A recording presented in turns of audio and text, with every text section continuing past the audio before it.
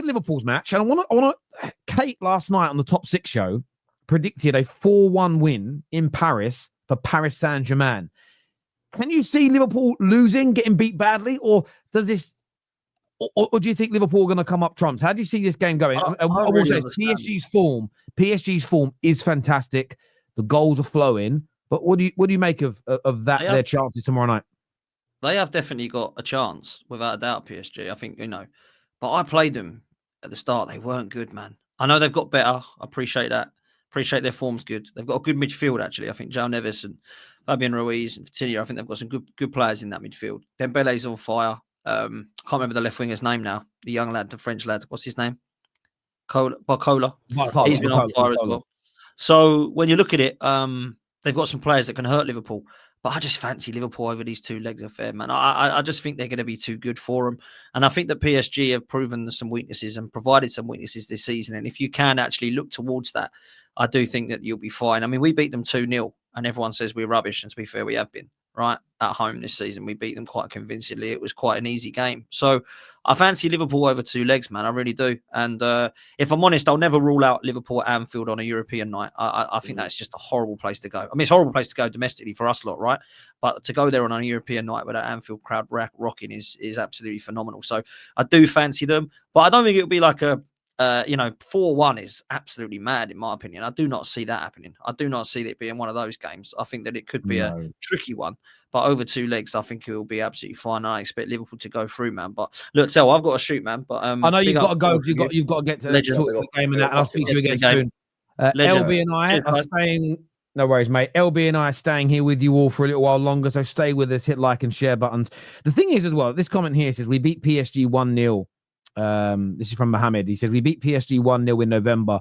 They look a different team now with the signing of Kvaratskhelia, but they've looked the second half of that group stage or the league stage of the Champions. They did turn into a very different team, and you played them as well. Do you think they could hurt Liverpool tomorrow night? Yeah, they definitely could hurt him, man. 100%. It's at Paris, no, the first leg. Yeah, so I think. Again, realistically, Liverpool, even if they got a 1-0 defeat or a 1-goal deficit, it's not that bad considering you've got to go back to Anfield. You've got to take it all into context. They're playing at Anfield in the second leg. I think for me, if I was PSG, I'd be wanting to win this game by 2 goals, man. I'd be wanting to win this game by 2 goals. You don't want to. It's like when we played Real Madrid in the first leg. We got beat 3-2. I wanted to be winning that game by two goals because you got to go to the Bernabeu. You got to go to Anfield. You know what I mean? So I think Liverpool probably will qualify, but it's going to be a good game. I'm looking forward to it, man, because they smacked us earlier in the season when we was 2-0 up and then we crumbled. So yeah, I think Liverpool will get the job done. But it wouldn't surprise me if PSG took a narrow lead. But realistically, I think the PSG need to be looking for a 2-goal advantage tomorrow, man. You don't want to be going to Anfield with anything less than that, really, do you? No, I agree. I agree. I think, listen, I'd love them to smash them 4-1 tonight. But I think it would take, tomorrow. I think it would take a 4-1 defeat to actually knock them out. Because I think if Paris win 1-0, if it's only one, potentially two goal leads, that will almost encourage the Anfield crowd more. In fact, they might even be better off going into the game drawing than having a 1-0 lead. As weird as that sounds, I'm talking purely about the atmosphere. There would almost be that sort of... Because I always think if Barcelona went into the game at Anfield 2-0 up, 1-0 up, would they have lost 4-0? And I'm talking about the sort of the Anfield... Listen, Anfield's got a good atmosphere. Champions League nights, that's what it's famous for. And I've seen your City team go there and look like rabbits in headlights with that noise. What they do to the coach on the way in. So there's an element here, and I know PSG want to score as many goals as possible. Give yourselves a 1-1 draw, you might go through. Just something about maybe it'll quiet an Anfield or something. I don't know. It's just I almost feel like you're gonna sort of kick the bee's nest if you beat them. And I know what you mean. But I think they'll go through. I think Villa will go through as well. I think they play tonight against Bruges or tomorrow. Can't remember. I imagine they'll go through. So I think all 3 English teams left in the competition have all got great prospects to go through it. Do you know what I mean? And then we're gonna get because who did Villa play? Did Villa play Liverpool in the next round? Right? If Liverpool and Villa get there, I think it's Aston Villa versus Liverpool, isn't it? Yeah, On that side. that'd be That amazing. that'd be an unreal tie because people will just go Liverpool, Liverpool, Liverpool, but Villa would have a chance there as well. So that'd be pretty interesting. I think Arsenal play Real Madrid or Atletico, so they'd get knocked out straight away. They'd have no chance of going through there. But yeah, it's good, man. I want a Real Madrid Barca final, mate. I'm putting it out there now. That's what I want to see. I want to see Real Madrid Barcelona final. Give me that. I think that'd be absolutely insane. I think it's in Munich, right? The final. Yeah. Yeah, I think Real Madrid versus Barcelona in Munich, man. I think that could go down as a classic. So it could. That's what I'm a rooting little for. bit the other way. I want to see a team win it who's not won it before.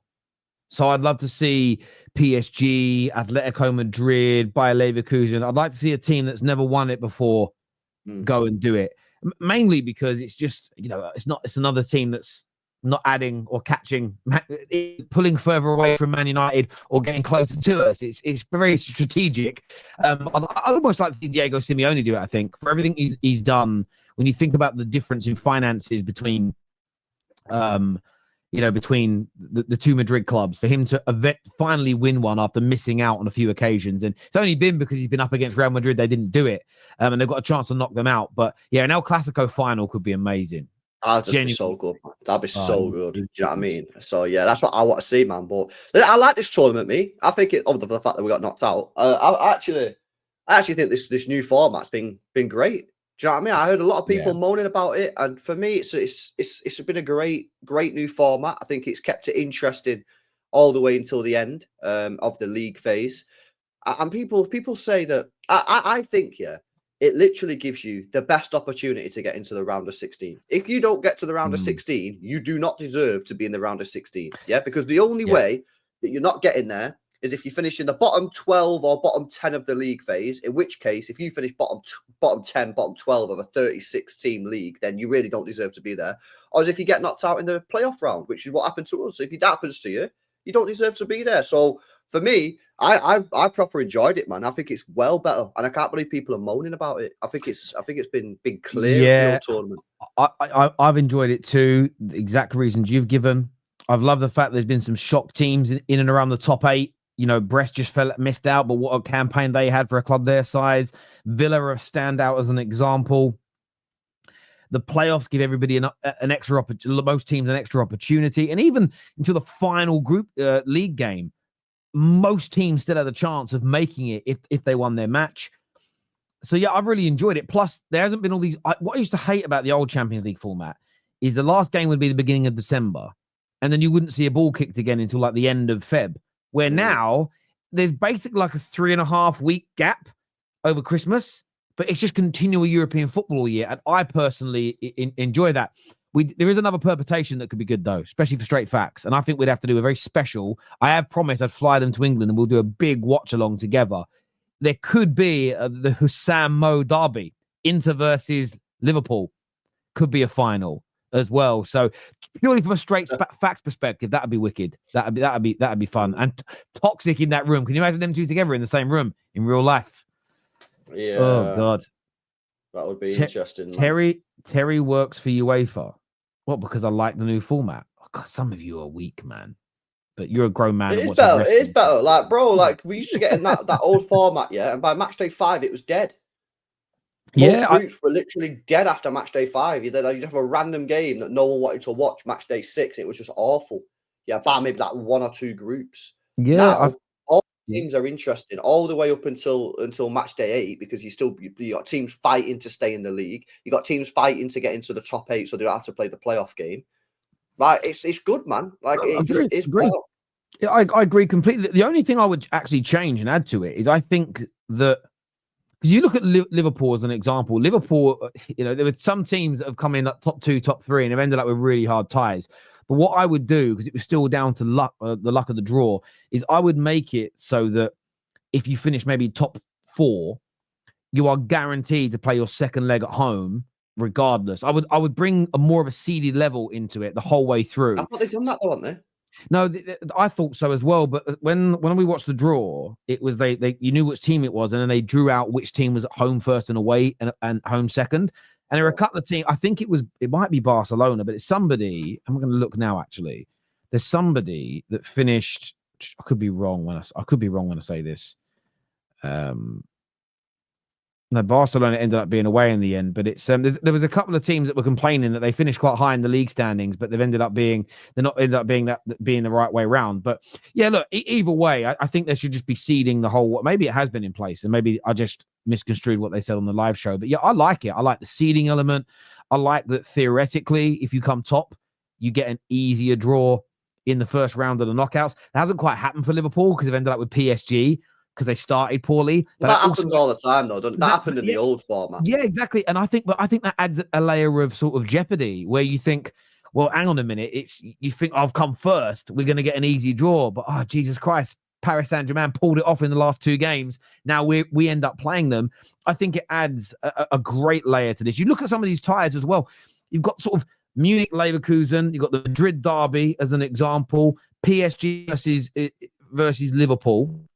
Then you've got a few ties where some underdogs, Dortmund, Lille, Bruges, Villa, as an example, they could go through, and who knows? Once you get to the court, once you start getting towards the sort of the quarterfinal stage, it could be amazing.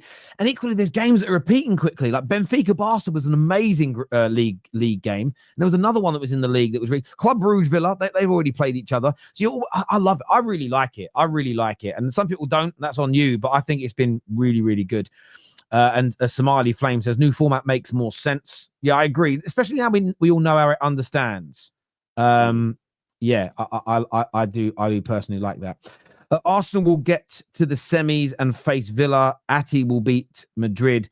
Arsenal barely beat PSV, but somehow beat Ati in the quarterfinals.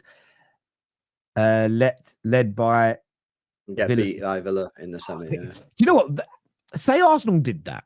If Arsenal beat PSV and then get past either of the Madrids, but then got knocked out to Villa, do you think they'd get more stick for that than going out around early to one of the Madrid clubs? Nah, you get more stick for doing that. Yeah, 100%. Yeah. You get more stick. Yeah, because people would be like, oh, they bottled it. People would say they bottled it. Yeah, I mean, but like I said, I don't think they'll get past the quarterfinal anyway. So I don't think we'll have that. But it would be pretty cool, man. It would be pretty cool to have that tie. But yeah, I don't think that's going to happen. Yeah, it's the only shame, I suppose, from an English point of view, is that all the English teams are on the same side of the draw, so you can't get an English final. You theoretically could in the Europa League. I just can't see either Spurs or Man United getting there. I can't see it. So, yeah, that's not happening. People are underrating Arsenal, Villa, and Lille. These 3 clubs might go far. Look, what I will say about Arsenal, if they could echo their group, their league phase in the knockout stages, they've got a chance, because I think they only conceded, 1 goal from open play, scored quite a few goals, had some good performances. But what I will say, Robert, is that when it becomes knockout football, the world changes. Like Arsenal, typically in my lifetime, were always brilliant in the old group phase. The knockout stages would start, and it wasn't always the same. So the football feels different. You don't have, I know you've got a second leg, but there isn't that safety net of we've got more games to come. So I think that's why it changed. That's why people will often write the teams off that haven't gone far regularly or haven't won it or don't have that recent or historical pedigree, because they just feel that, and it isn't even the players sometimes, it's the fans. Can the fans handle the nerves of those games? When you look at all those matches a few years back where Madrid won it, where I think they beat you in the semis, they beat Chelsea, they beat PSG and then Liverpool. They were the underdogs in every one of those games, and almost rightfully so, because the opponents were nearly better. And they just managed to, out of nowhere, win those games. And I think some of that's the fans, because they can handle that pressure. They're not, do you get where I'm coming from? There isn't that kind of nervous energy flying around. They know what their team can do. So I think you've got to factor all of that in, Robert, to your equations on this. Yeah, I think people are underestimating Villa. I don't think people are underestimating Arsenal. Do you know what I mean? I think people are rating Arsenal. I think Saka's a huge thing. You know what I mean? Saka's a huge thing for the quarterfinal. If Saka's back, then maybe they've got a better chance. If Saka's not there, then they've got no chance. But Villa, I think Villa are the interesting one. This guy's got pedigree. This manager's got pedigree in Europe. Maybe not the Champions League. Got pedigree in Europe. They've got a good team, Villa, and Villa Park on its night is they can get that stadium rocking. So I'd agree on Villa. Don't know enough about Lille, but yeah, Arsenal I just think are fairly rated. I think everyone expects them to get past PSV, and then most people expect them to get beat in the quarterfinal. Villa's the interesting one. Yeah, I think, Robert, as well, it's who you're playing in the quarterfinal. You're playing Diego Simeone, who is, again, a very good cup manager and just vastly experienced, very good team this season, coupled with all your injuries and your problems this campaign. The other one is the Champions League side of all time, who have also recently won it many times and just have firepower for days. Madrid could be crap for 90 minutes and still beat you. So I think it's because of the two teams you're playing. If the possibilities in the quarterfinals for you were Benfica or Lille, people might predict you to go to the semifinals. I think it's who you may come up against as well, Robert, to be fair.